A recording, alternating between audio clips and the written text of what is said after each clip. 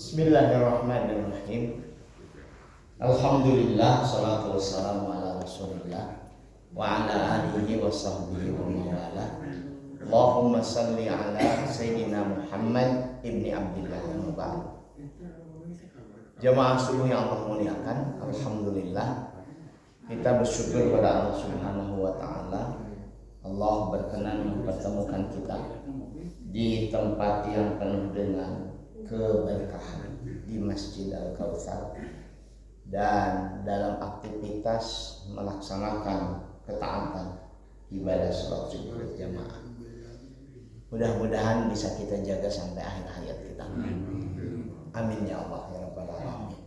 Mudah-mudahan diteruskan oleh anak, menantu, cucu dan cicit kita. Itu luar biasa mudah-mudahan.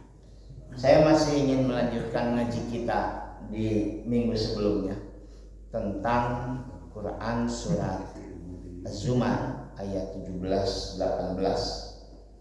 mengikuti yang terbaik dengan belajar dari 3 sosok, yaitu Zaid bin Amr, kemudian Abu Dzar Al-Ghifari, dan kemudian juga Salman Al-Farisi, dan yang akan banyak mendapatkan penjelasan terutama sosok Abu Dzar Al-Ghifari. Saya ulang kembali ayatnya. A'udzubillahi minasyaitonirrajim, ayat 17 surat Az-Zumar. Walladzina ijtanabut taghuta ayya'buduha wa anabu ilallah lahumul busyra. Fabashshir ibadilladzina yastami'una al-qawla fayattabi'una ahsana. Ulaika alladzina hadahumullah wa ulaika hum ulul albab.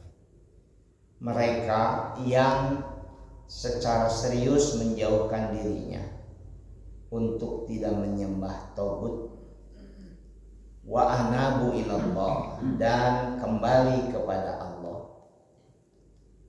lahumul busyra, maka bagi mereka adalah kegembiraan. Fabashshir ibadilladzina yastami'una al-qaul. Biasanya dibacanya disambungkan karena ayatnya menjadi tidak terpisahkan walaupun berbeda ayat. Fabashshir ibadilladzina yastami'una al-qaul. Maka kabarkan hal-hal yang menggembirakan kepada hamba-hambaku yang mau mendengarkan al-qaul, paparan, ucapan. Qaul juga bisa bermakna dalam bahasa kita sekarang narasi, pidato, campaign tentang banyak hal. Fayattabi'una ahsana, dan orang-orang yang serius menjauhkan dirinya dari menyembah tagut itu akan melakukan seleksi dari mendengar berbagai informasi itu. Fayattabi'una ahsana, mereka hanya akan mengikuti yang terbaik. Ulaika hadahumullah, mereka itulah yang mendapatkan petunjuk Allah. Wa ulaika hum ulul albab, dan mereka itulah yang disebut sebagai ulul albab. Sudah sangat sering dijelaskan ya ulul albab ini, tapi selalu menarik lagi untuk ditekankan kembali kenapa ulul albab itu menjadi istimewa. Bapak-bapak jamaah subuh yang Allah muliakan, albab itu jamak dari lub.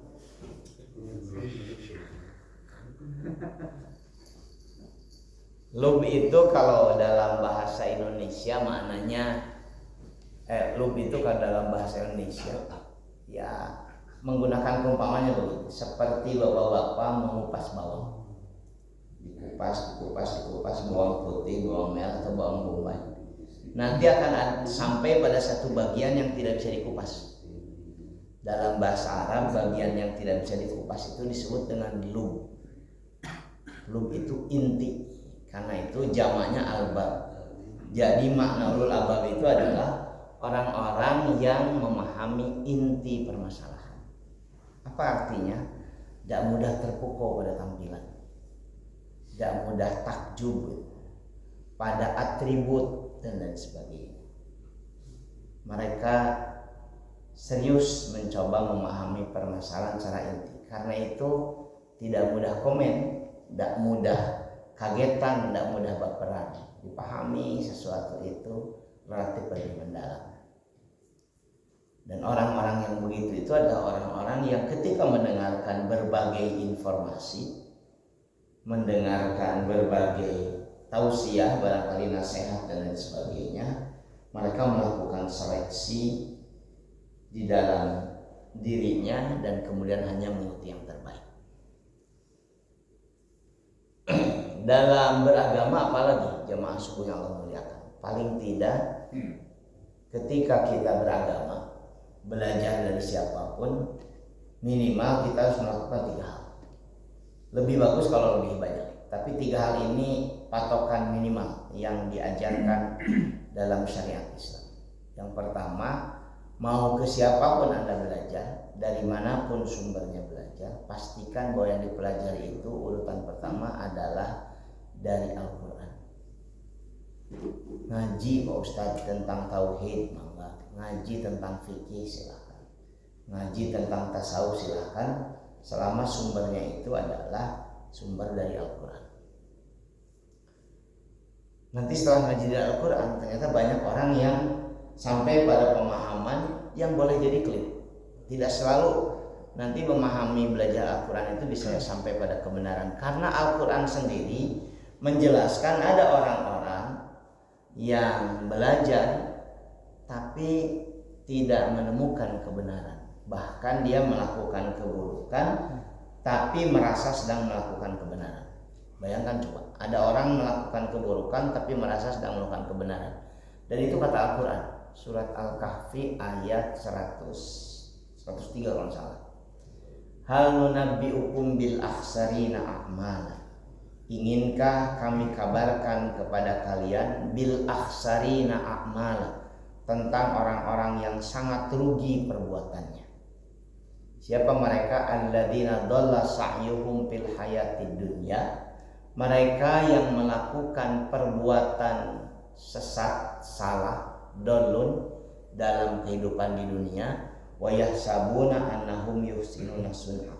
Tapi mereka sedang merasa melakukan kebaikan. Jadi ada orang-orang yang belajar seperti Al-Quran menyebutkan, merasa sedang melakukan kebenaran pada keburukan.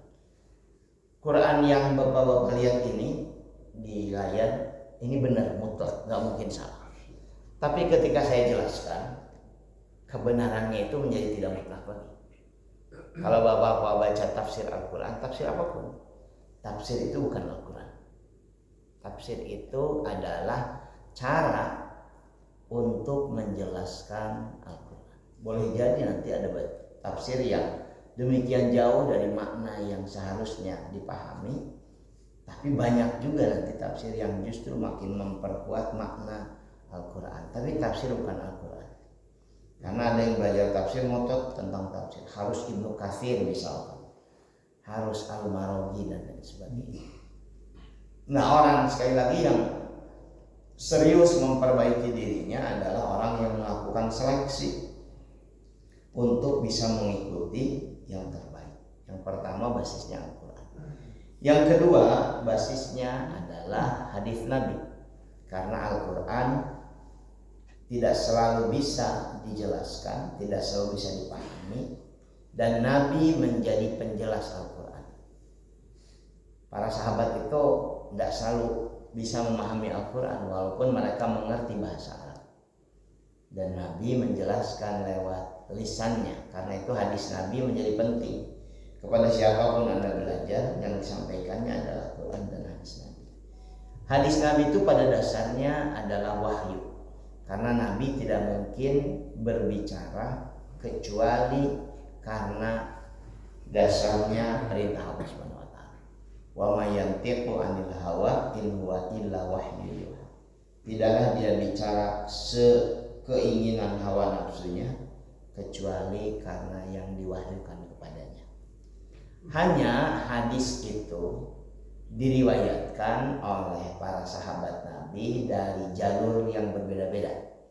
Ada hadis yang mutawatir, Mutawatir itu artinya Nabi menyampaikannya di hadapan banyak orang. Orang yang mendengarkannya juga menyampaikan lagi pada banyak orang, sehingga secara umum mustahil berbohong. Karena yang mendengarkan banyak, kalau ada yang bohong itu pasti banyak yang mengingatkan. Itu hadis yang mutawatir. Di atas sahih kalau derajatnya. Kemudian nanti ada yang sahih, ada yang hasan, ada yang dhaif, bahkan ada yang maudhu, yang palsu dan lain sebagainya. Jadi ketika Anda belajar agama, ngaji,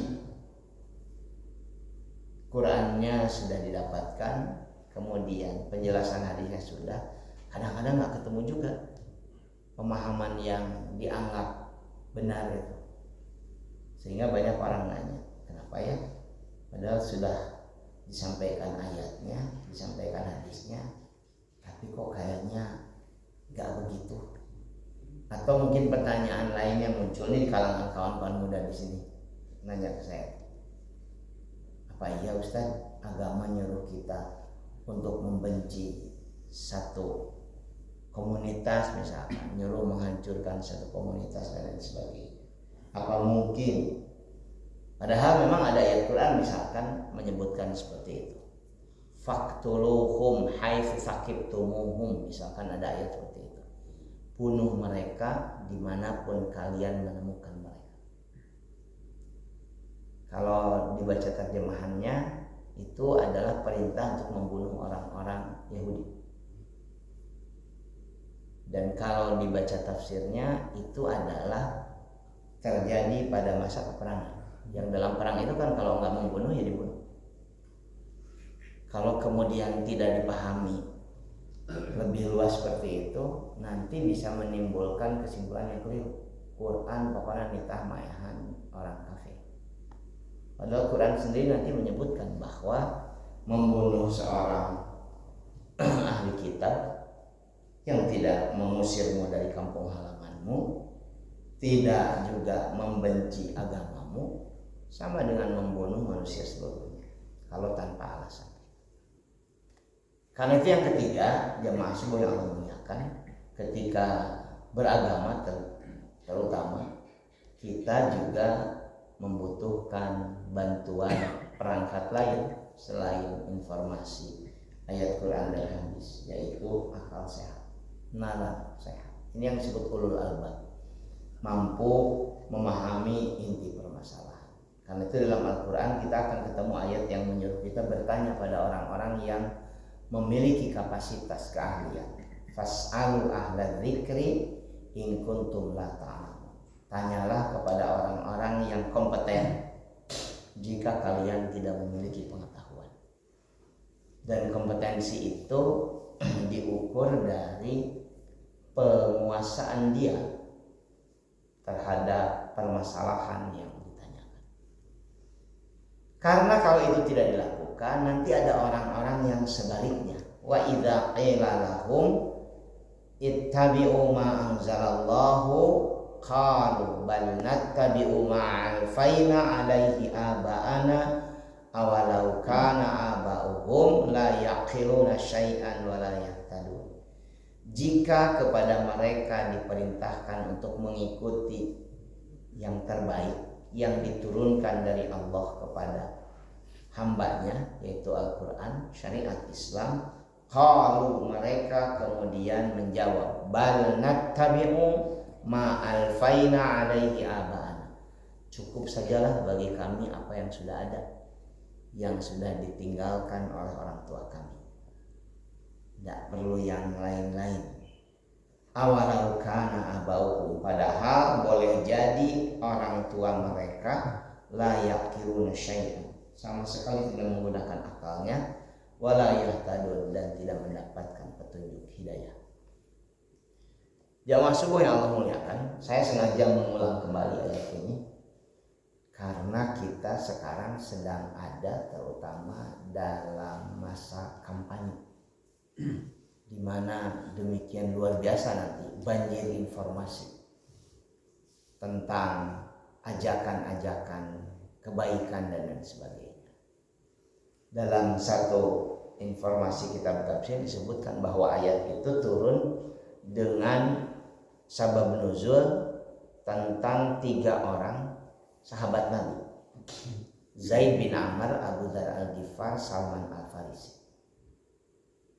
Zaid bin Amr itu sebetulnya tidak masuk kategori sahabat karena beliau itu meninggal sebelum Muhammad SAW menjadi nabi. Kategori sahabat itu kan dalam definisi yang disepakati oleh para ulama, yang disebut sahabat itu orang yang hidup semasa dengan Nabi, pernah bertemu Nabi, kemudian beriman walaupun cuma sekali, kemudian beriman kepada Nabi sampai meninggal dunia. Jadi ini masuk kategori sahabat. Nanti ada orang yang beriman pada Nabi, hidupnya sezaman dengan Nabi, tapi tidak pernah bertemu dengan Nabi, gak masuk kategori sahabat. Nah sekarang ada orang yang bertemu dengan Nabi, beriman kepada Nabi, meninggal dalam keadaan beriman, hidupnya sezaman dengan Nabi, tapi dia meninggal sebelum Muhammad diangkat menjadi Nabi. Salah satu namanya Zaid bin Amr. Zaid bin Amr itu kalau bapak-bapak misalkan ngetik di Google dengan kata kunci Zaid bin Amr, nanti akan ada satu informasi di Google itu yang menyebutkan non muslim yang diberikan hadiah surga. Karena kenapa disebut non muslim? Karena belum menyatakan keislamannya ketika meninggal dunia. Kenapa dia bisa masuk surga? Putranya Zaid bin Amr ini adalah satu di antara sahabat Nabi yang 10 orang yang dijamin masuk surga.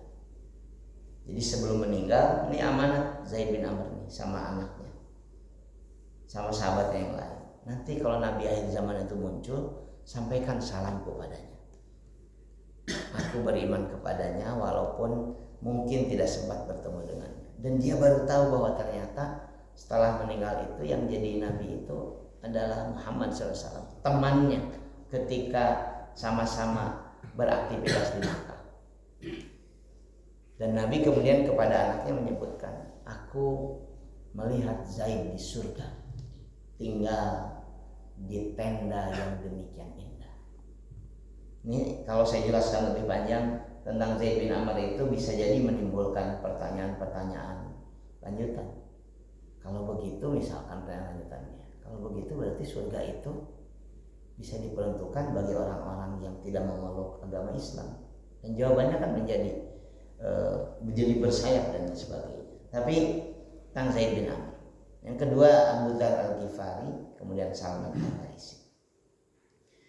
Mereka menempuh perjalanan relatif panjang, jamaah subuh yang Allah muliakan, untuk sampai pada kebenaran keyakinannya. Zaid bin Amr bahkan disebut oleh orang-orang Yahudi yang kenal dengannya sebagai Hanif, sebagai orang yang lurus dan menjadi pengikut Ibrahim. Dia memperkenalkan dirinya sebagai penganut Ibrahim. Tidak pernah mengkonsumsi makanan yang dipersembahkan untuk berhala. Tidak pernah melakukan perbuatan maksiat yang dikategorikan oleh agama.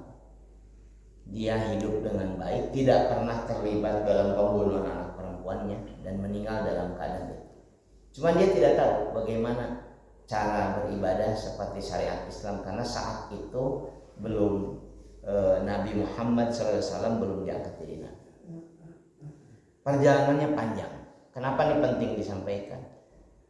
Untuk beragama yang baik, jamaah subuh yang Allah muliakan, kita butuh perjalanan rada panjang. Dari mulai beragama yang sekedar ikut-ikutan sampai nanti pada kategori beragama yang meyakinkan. Karena kalau tidak sampai pada beragama yang meyakinkan, ini pertanyaan sederhana, tapi saya sampaikan terutama ke ibu-ibu. Kalau ke bapak-bapak, ke ibu-ibu yang ngaji di Al-Kautsar, saya yakin tidak akan mengganti keyakinan kita sampai akhir hayat kita. Yakin saya insya Allah. Kita akan meninggal dalam keadaan sebagai muslim. Dan itu kan perintah Quran. Wala tamutunna illa wa antum muslimun. Jangan sekali-kali kalian mati kecuali dalam keadaan muslim. Tapi yakinkah bapak-bapak bahwa cucu kita cicit kita nanti akan tetap memilih Islam sebagai way of life mereka, sebagai keyakinan mereka. Jadi kalau diajukan pertanyaan itu belum tentu yakin kita. Karena sekarang itu tingkat orang yang agnostis, yang tidak percaya agama, itu jumlahnya fantastis luar biasa. Tiap hari itu makin banyak orang yang tidak percaya agama. Kenapa? Karena asalnya pernah saya jelaskan di sini perkembangannya secara psikologis. Orang itu asalnya punya harapan sangat tinggi sama agama. Harapan sangat tinggi sama agama, dan agama itu kan disampaikan oleh agamawan seperti saya begini. Kemudian banyak orang yang punya harapan tinggi itu bertanya, berharap mendapatkan akomodasi apa yang dia inginkan itu ada dalam agama. Begitu dia tanyakan, begitu dia lihat ternyata tidak ada. Bahkan dia kecewa pada agamawan, karena harusnya agamawan tuh begini kok begitu. Harusnya agama tuh begini kok begitu. Misalkan kenapa agama yang harusnya mengajarkan mencintai justru mengajarkan membenci dan lain sebagainya. Asalnya kecewanya pada agamawan, nanti berkembang jadi kecewa pada agama, namanya agnotisme. Dari kecewa pada agama, kemudian satu level lagi mereka menjadi ateisme, tidak percaya pada Tuhan. Tingkat jumlah orang seperti itu jumlahnya sekarang makin banyak. Karena itu saya sampaikan tadi, beragama itu kita harus sampai pada satu tahap yang meyakinkan dan menikmatinya. Bayangkan kalau beragama tidak dinikmati dan tidak diyakini, besok lusa bisa diganti-ganti. Punten ya, mohon maaf. Ini kan relatif ikhtilaf. Ada orang di sini nih di Kabupaten yang kemudian mengalami musibah besar, keluarganya meninggal dunia. Kemudian ke saya ngobrol, Pak, boleh nggak saya mengadakan tahlilan? Karena barangkali yang bersangkutan memahami tahlilan itu nggak boleh, dan nggak bolehnya sampai pada kategori bid'ah. Wa kullu bid'atin dolal, wa kullu dolalatin finnar. Kita jarang berpikir dampak dari penjelasan seperti itu. Kemudian saya jawab boleh. Kenapa saya jawab boleh? Yang bersangkutan itu punya tradisi sejak lahir sampai dengan usia beliau demikian sepuh dalam tradisi tahlilan. Kalau ada yang meninggal tahlilan, dan itu dirasakan oleh bersangkutan itu sudah sampai pada kategori menenteramkan. Boleh. Kenapa boleh? Boleh lah, masa ngumpul untuk baca Quran, ngadoa, tekeni. Saya menggunakan pendekatan bukan pendekatan fikih. Kalau pendekatan fikih itu hukumnya boleh, tidak, makruh, sunnah, haram. Kalau pendekatan fikih kan cuma 5, disebutnya ahkamul khamsah. Seluruh yang kita lakukan itu pasti masuk kategori 5 ini. Ini sebutnya ahkamul khamsah. Saya gunakan contoh yang mungkin nggak pernah, jarang dibahas. Makan itu hukum asalnya apa? Halal. Al aslu fil asya al ibahah, itu kaidah usul fikihnya. Asal sesuatu itu al-ibahah, mubah, boleh. Jadi makan.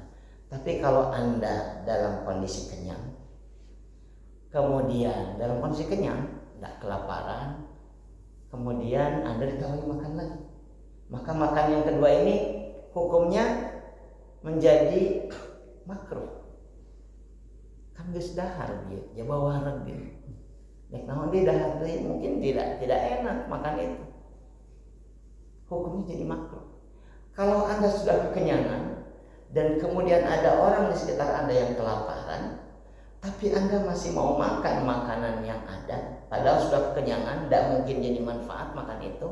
Ada orang yang kelaparan, kalau Anda makan hukumnya jadi haram. Makruh, haram. Kalau Anda belum makan tapi nggak lapar, oke-oke saja, kemudian ditawari makannya hukumnya jadi sunnah. Kalau Anda belum makan dan Anda kelaparan, kemudian ditawari makan, hukumnya jadi wajib. Seluruh aspek dalam kehidupan kita secara fikih hukumnya 5. Karena itu tidak selalu para agamawan itu harus menjawab dari aspek fikih ketika ada pertanyaan. Nabi juga begitu. Saya membaca Nabi itu mengukur orang yang dikenal, sehingga seorang sahabat datang pada Nabi, ya Rasul, ini di bulan puasa ini dalam keadaan puasa aku boleh nggak mencium istri? Kata Nabi boleh. Oh iya, gitu saja. Kemudian yang satu lagi nanya pertanyaan yang sama, ya Rasul, boleh nggak aku mencium istriku di bulan puasa? Nggak boleh. Bayangkan oleh Anda, Nabi menjawab hal yang berbeda secara diametral kepada dua orang dengan pertanyaan yang sama. Tentu yang kedua protes. Nah, yang kasih itu mana? Kabin tuh. Karena yang pertama tadi terus aki-aki sudah sepuh dan dia punya kebiasaan mencium istrinya. Sementara yang kedua ini anak muda baru saja nikah. Kalau dibolehkan mungkin akan jadi banyak kasus yang terjadi. Begitu dalam beragama itu. Jadi tidak serta merta kemudian mudah. Nah, saya jawab itu pada orang yang lain itu boleh. Ini Pak Ustaz, kira-kira dalilnya apa yang diperbolehkan? Tentu saya bertanggung jawab memperbolehkan itu. Karena saya tahu juga dalil-dalil tentang bid'ah dan lain sebagainya. Saya menyebutkan yang pertama, tidak ada dalil yang melarang secara mutlak. Seperti juga tidak ada dalil yang memerintahkan secara mutlak. Ini kan ijtihadi. Tapi untuk menenteramkan, saya menyebutkan begini. Dalam Quran surat Al-Imran itu, Bapak-bapak, ayat 130-an kalau salah, ada ayat yang memerintahkan kita untuk bersegera pada ampunan Allah Subhanahu wa taala. Wasari'u ila magfiratin min rabbikum wa jannatin 'arduhas samawati wal ardu 'iddat lil muttaqin. Bersegeralah kalian kepada ampunan Allah yang Allah kemudian menjanjikan ampunannya. Wasaru ila magfiratin min rabbikum wa jannatin, dan Allah menjanjikan surga bagi orang yang bersegera pada ampunannya, yang surga itu lebarnya bukan luasnya, arduhas samawati wal ard, seluas langit dan bumi. Luas pisan, lebarnya saja seluas langit dan bumi. Wa iddat lil muttaqin, diperuntukkan bagi orang-orang yang bertakwa. Nanti di ayat lanjutannya yang disebut dengan tafsirul ayat bil ayat, penjelasan tentang orang bertakwa itu dijelaskan lebih detail. Alladzina yunfiquna fis sarra'i wad dharra wal kadhiminal ghaidha wal 'afina 'anil nas. Terus alladzina yunfiquna fis sarra'i wad dharra, mereka orang-orang yang disediakan surga, orang-orang bertakwa itu adalah orang-orang yang selalu berinfak, fis sarra dalam keadaan lapang, wad dharra dalam keadaan sempit. Anda bayangkan Anda sedang dalam kondisi baik-baik saja, secara finansial tidak bermasalah, kemudian datang tamu berkunjung ke rumah Anda sediakan minuman, Anda sediakan makanan, ngobrol dengan tamu itu. Biasa dalam keadaan lapang. Sekarang ada orang yang sedang dalam keadaan menderita, kehilangan orang yang dicinta, kemudian orang-orang datang kepadanya, dan dia ingin menghormati tamunya dengan menyuguhkan minuman dan makanan. Di mana kelirunya? Di mana salahnya? Dalam sudut pandang ini, boleh jadi itulah perilaku orang bertakwa. Dalam keadaan menderita, dia masih berpikir, ayo tamu kabumi abdi, suguhkan minuman, suguhkan kemudian penganan, sekedar untuk membuat tamu itu tidak kehausan, tidak kelaparan. Karena itulah sekali lagi dalam beragama, jamaah sekalian, kita butuh belajar untuk bisa menggunakan nalar yang dalam bahasa ayat tadi supaya bisa masuk kategori ulul albab, melihat permasalahan lebih mendalam, tidak dari atribut, tidak dari luaran. Ini nggak boleh. Apa yang menggunakan bahasa-bahasa agama yang kadang-kadang bisa menghancurkan ketenangan orang. Oh, iya mah bina temenan, malah nah hal nih dan sebagainya.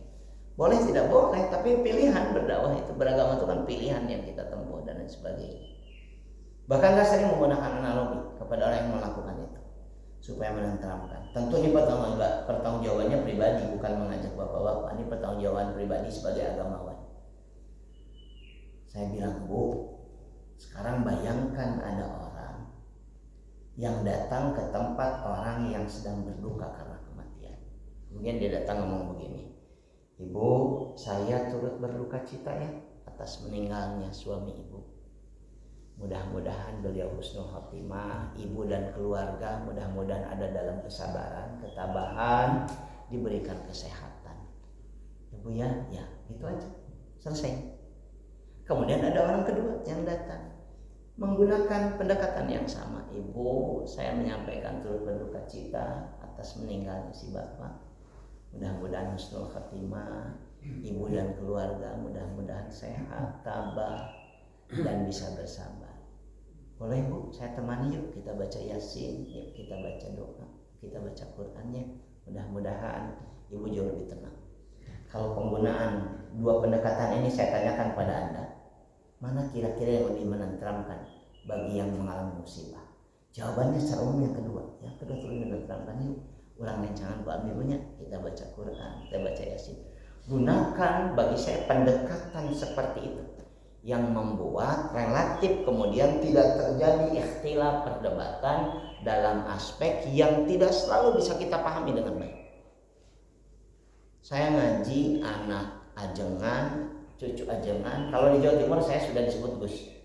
Kakek saya kiai, ayah saya kiai kampung juga, ibu saya juga dalam kategori pesantren itu nyai, ngajar santri dan sebagainya. Akrab dengan literatur Islam. Kenapa ini penting saya sampaikan? Ini saya sampaikan bukan karena saya paham insya Allah sedikit dibanding bapak-bapak tentang syariat, tentang literatur Islam.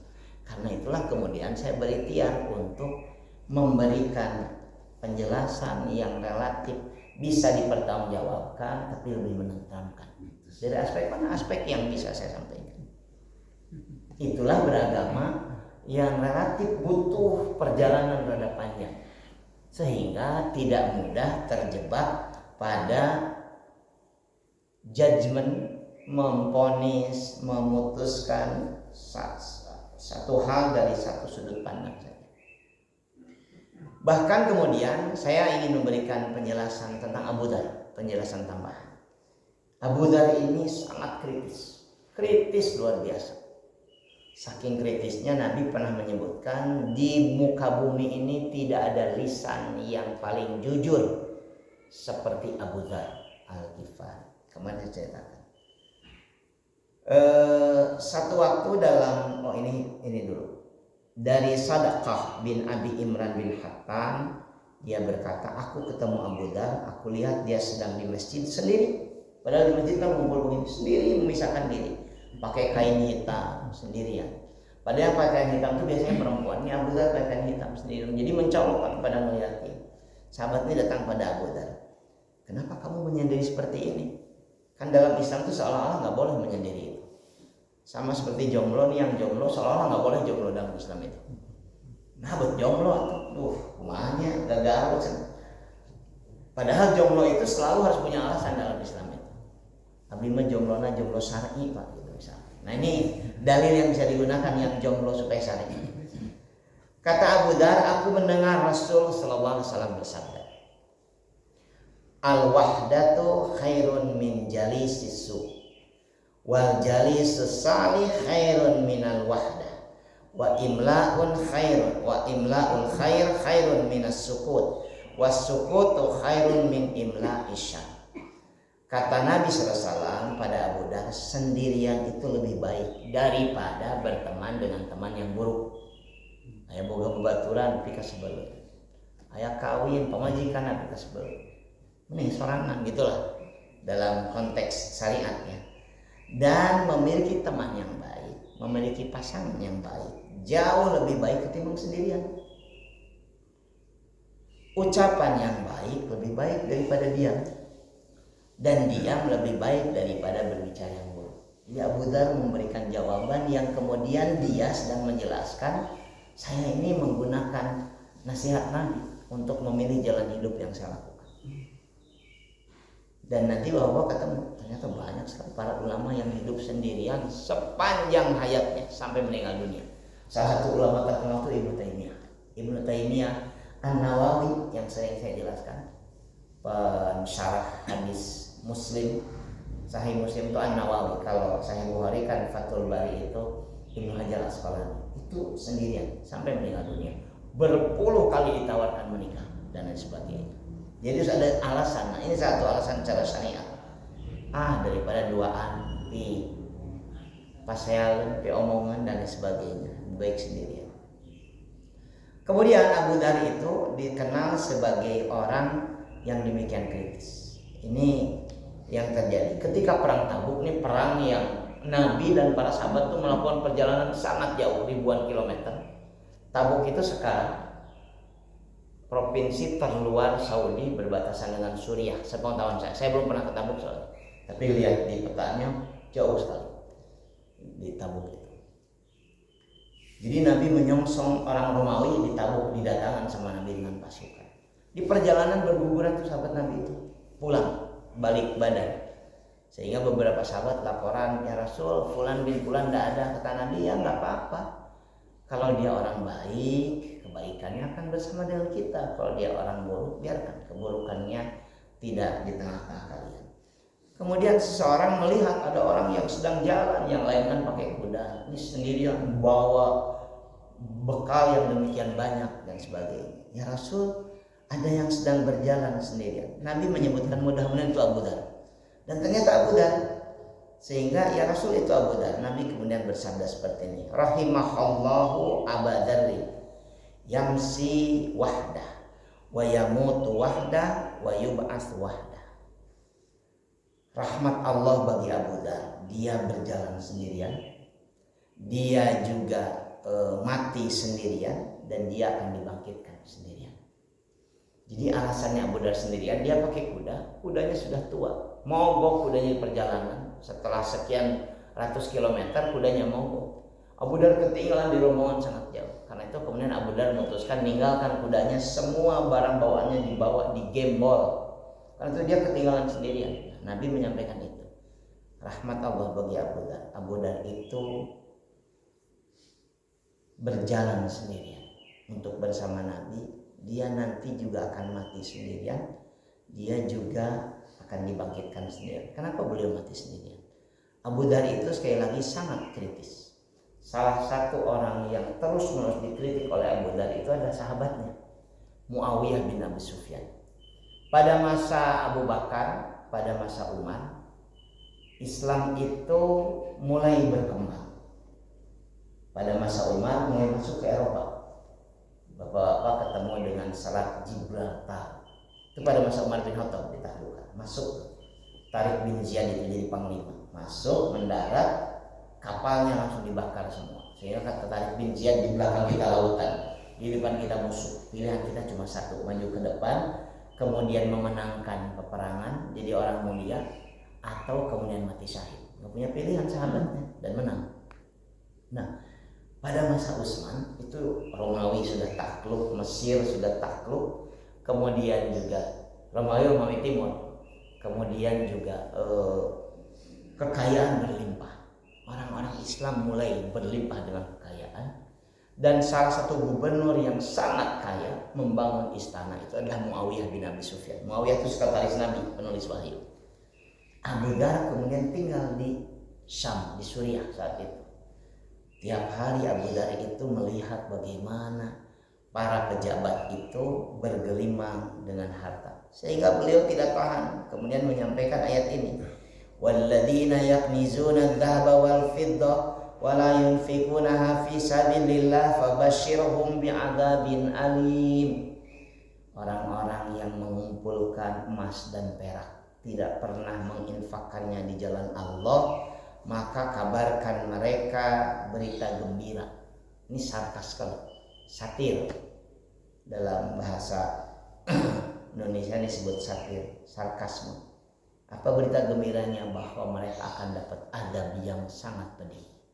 Bagaimana adabnya? Nanti emas perak itu akan dipanaskan sehingga mendidih, dan kemudian dibalurkan ke tubuhnya, ke keningnya, dikalungkan ke lehernya. Bagi mereka, inilah emas perak yang kalian bangga-banggakan, yang tidak pernah kalian infakkan di jalan Allah. Bahwa bayangkan nih kondisi psikologisnya. Pemimpin, gubernur yang berlimpah, istananya megah, sedang melakukan pembangunan infrastruktur di mana-mana, bikin ibu kota baru, misalkan ibu kota Syam saat itu, berlimpah dengan ini. Dikritik bebeakan tulu-tuluan oleh orang yang demikian senior, karena Abu Dar itu disebut sahabat kelima yang masuk Islam. Sehingga kemudian Muawiyah khawatir nanti akan mengguncang stabilitas. Sementara Muawiyah nggak berani untuk melawan Abu Dar karena Abu Dar sahabat senior. Karena itu beliau kemudian ngirim surat sama Utsman bin Affan supaya kemudian ditangani Abu Dar. Anda bayangkan ini sahabatnya. Abu Dar kemudian dipanggil oleh Utsman bin Affan. Singkat kata kemudian Abu Dar dilarang untuk menyampaikan kritik lagi. Sehingga kata Utsman, kau jauhi urusan itu. Yang nyuruhnya Utsman bin Affan, sahabat yang sangat dihormati Abu Dar. Abu Dar kata Abu Dar, ya, kalau diizinkan aku tinggalkan deh hiruk pikuk politik tuh, mau pindah ke Rabadah, wilayah antara Irak dengan Saudi Arabia. Dengan kata lain Abu Dar dibuang, dan di sana Abu Dar meninggal. Karena itu kata Nabi dia meninggal sendirian, gak ada yang ngurus jenazahnya. Nanti ada kafilah dagang yang melihat ini ada jenazah mayat, kemudian diurus, dimakamkan dan sebagainya. Abu Dar pencari kebenaran itu meninggal dalam keadaan meyakini kebenaran. Puluhan orang datang kepada Abu Dar di tengah pembuangannya itu untuk mengajak melakukan kudeta kepada Utsman bin Affan. Bahwa boleh percaya boleh tidak, ini saya sampaikan supaya dapat khazanah ya, tidak dengan maksud apapun. Yang melakukan kudeta pada Utsman itu adalah juga sahabat Nabi. Yang membunuh ramai-ramai Utsman bin Affan itu adalah sebagian juga adalah merupakan tabi'in yang juga dipelopori oleh sahabat Nabi. Ini kisah paling kelam. Saya termasuk yang tidak terlalu tertarik membahas ini ketika disampaikan kawan-kawan.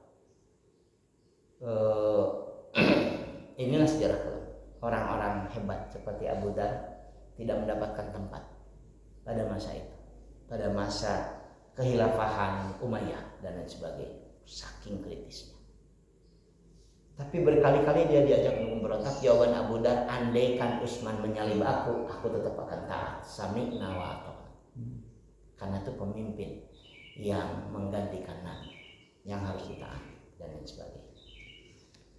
Pendek kata, jamaah sekalian yang Allah muliakan, saya ingin menyebutkan bahwa untuk sampai pada beragama yang meyakinkan, beragama yang bisa dinikmati, ada relatif panjang jalan yang mesti kita tempuh. Bukan cuma sekedar menjadi seorang muslim yang taat saja. Karena belum tentu tuh muslim yang taat itu bisa menikmati ketaatannya, bisa meyakinkan orang sekitarnya.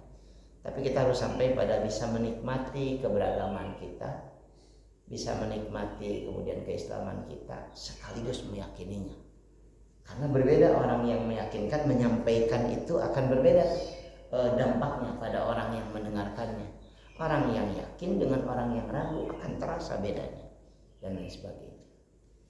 Saya ingin mengakhiri ini dengan menyebutkan sekali lagi bahwa pernah satu waktu para sahabat itu mengalami hal yang membingungkan dalam beragama, sehingga mereka nanya sama Nabi, dan Nabi memberikan jawaban. Jawaban Nabi ini hadis tentu saja. Secara sanad hadis ini diperselisihkan kesahihannya, tapi secara matan redaksi hadis ini sahih.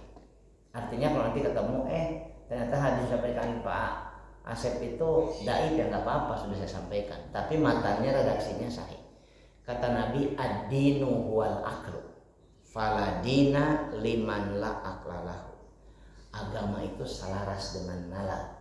Faladina, tidak ada agama, liman la aklalahu, bagi orang yang tidak menggunakan nalarnya. Apa maknanya? Tidak cukup hanya sekedar membaca Quran, tidak cukup hanya sekedar membaca hadisnya, tapi juga harus mengembangkan nalarnya. Karena perintah Quran tadi ulul albab.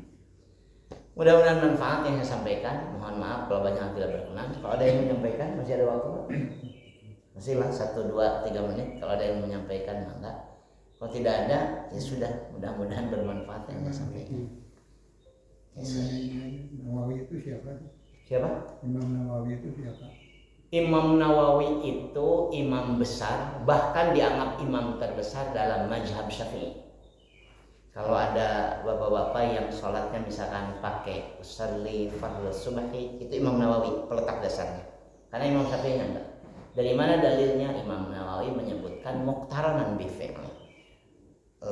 Niat itu harus bersamaan dengan gerakan dan lain sebagainya. Kenapa?